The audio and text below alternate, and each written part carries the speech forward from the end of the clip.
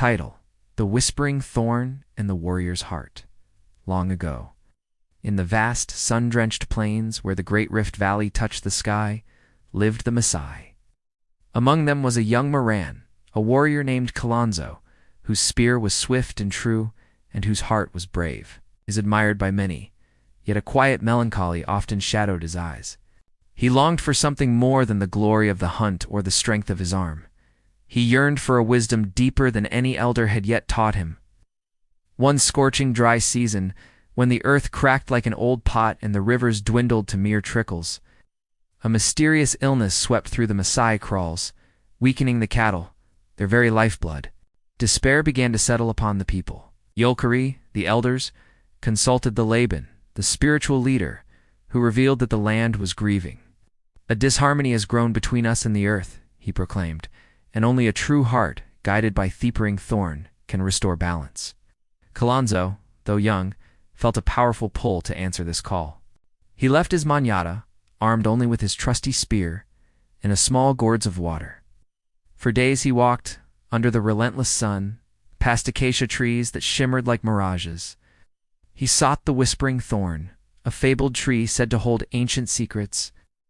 Many warriors had searched for it before, but none had returned with its wisdom.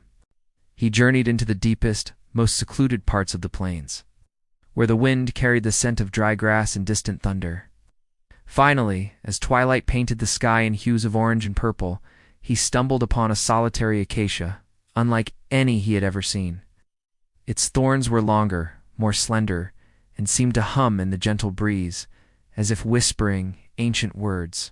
As Kilonzo approached, a soft, ethereal voice seemed to emanate from the tree itself, not through words, but through the rustling of its leaves and the subtle sway of its branches. It spoke of the interconnectedness of all things, the sky that gives rain, the earth that nourishes, the cattle that sustain, and the people who guard it all.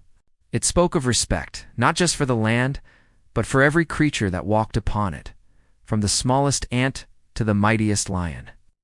The thorn tree reminded Kilonzo of the stories his grandmother used to tell him, of how the Maasai were chosen by Enkai, the sky god, to be the guardians of the cattle and the land. But somewhere along the way, some had forgotten their sacred duty, taking more than they gave, listening less to the whispers of the earth.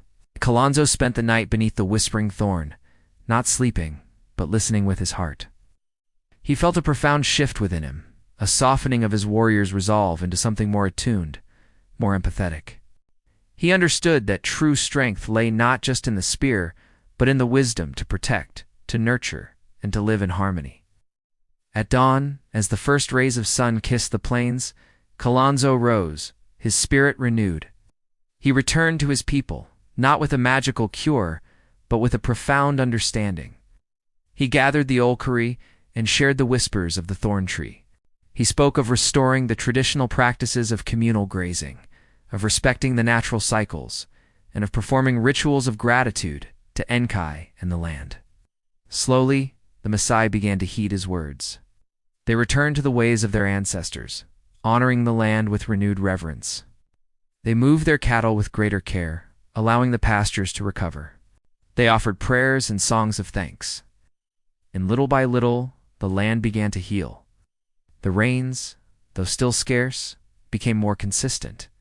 The grass grew greener, and the cattle, though few, regained their strength. Kilonzo, the warrior, became Kilonzo, the wise leader. He continued to lead his people, not just with his spear in times of defense, but with his heart, guided by the eternal whispers of the thorn tree and the profound connection to the land that sustained them all. And so, the Maasai continued to live in harmony with the vast plains, a testament to the power of ancient wisdom and a warrior's open heart.